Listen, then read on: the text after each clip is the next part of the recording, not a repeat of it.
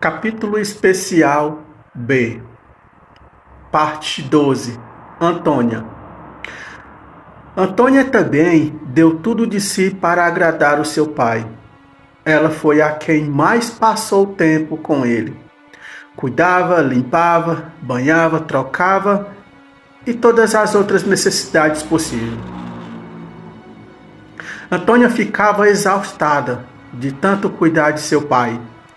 Agradeço muito a compreensão e o apoio de seu esposo Gil para com ela.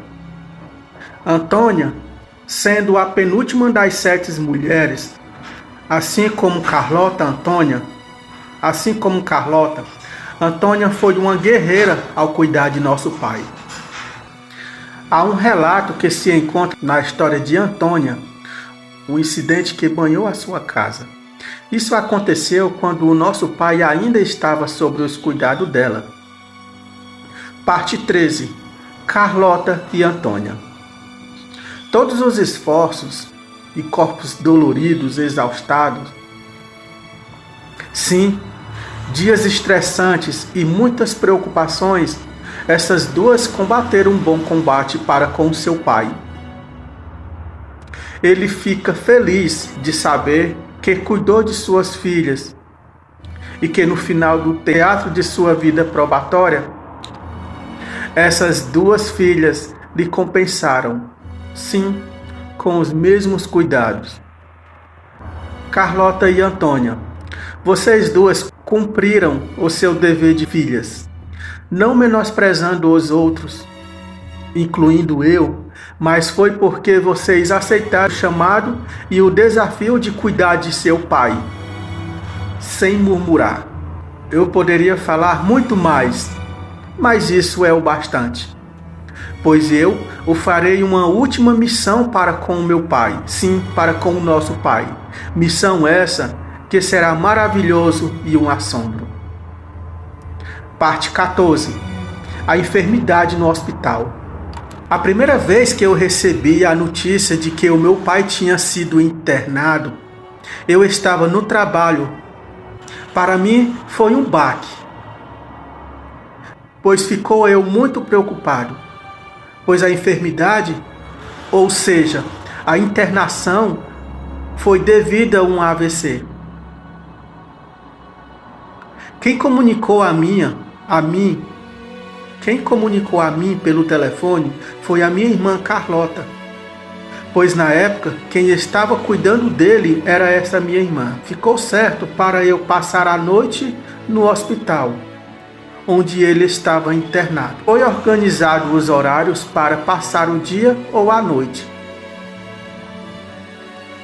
Organizamos o horário para que eu pudesse passar o dia ou a noite com ele. E aconteceu que meu pai recebeu alta e foi para casa. E desse dia em diante, nunca mais ficou internado. Sempre quando dava, tanto Carlota como Antônia gostava de fazer um almoço especial todos os anos para comemorar a data de aniversário do nosso pai. No dia 16 de dezembro de 2016, aproximadamente às 17 horas, estava eu finalizando o dia de trabalho, pois era uma sexta-feira. Foi nesse dia que eu recebi a ligação de Antônia. Nessa tarde, recebi a notícia de que meu pai, mais uma vez, estava internado no hospital e que era para eu ficar com ele na noite do sábado no hospital. Quando eu cheguei em casa, imediatamente comuniquei à minha rainha o que estava acontecendo e que no sábado eu iria passar a noite com ele. Sim, passaria a noite com o meu pai. Parte 15. O último fôlego da vida. Quando chegou a noite do sábado, dei um belo beijo e um forte abraço em minha rainha e fui para o hospital. Quando eu cheguei no hospital, a minha irmã já estava do lado de fora do leito. Ela disse-me que iria passar a noite no hospital, porque estava aguardando uma vaga na Santa Casa de Sobral para o nosso pai. Quando eu entrei no leito onde meu pai estava, foi um assombro vê-lo daquele jeito, cheio de mangueira por cima dele. Ele estava com uma sonda, tomando soro e oxigênio. Sim, como diz na medicina, ele estava em modo vegetativo. E então, ao entrar em seu leito, me deparei com ele dormindo. Não consegui trocar sequer uma palavra. Fiquei ali só olhando para ele, ponderando muitas e muitas coisas. Era 8 horas quando chegou um copo de leite para ele tomar. E em seguida, peguei a seringa, suguei alguns ml de leite e dei para ele tomar. Sim, dei para ele tomar pelo cateto da sonda. Repeti essa ação por quatro vezes, até não restar mais nada no copo descartável. Sim, um copo descartável de 200 ml. Fiquei mexendo no celular, mas sem tirar a atenção dos aparelhos. Do aparelho eletrocardiograma. O seu fôlego estava acelerado, junto com os seus batimentos. A sua respiração estava muito forte, chegava a dar aflição. E aconteceu que já era meia-noite. Foi então que eu comecei a perceber uma melhora em sua respiração. Sim, me baseando pelos batimentos cardíacos, monitorado pela máquina, o seu estágio estava melhorando. Chamei a enfermeira para confirmar e ela realmente confirmou a melhora dele. Sim, estava melhorando a sua aceleração. Comecei a perceber que ele se acalmava vagarosamente. Diferente entre a máquina e meu pai. Sim, a máquina acusava uma coisa e meu pai apontava outra.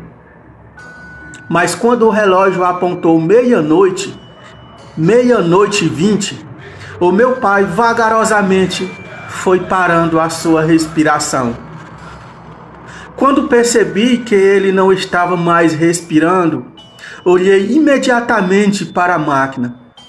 E a máquina estava com os batimentos normalmente, como se meu pai estivesse vivo.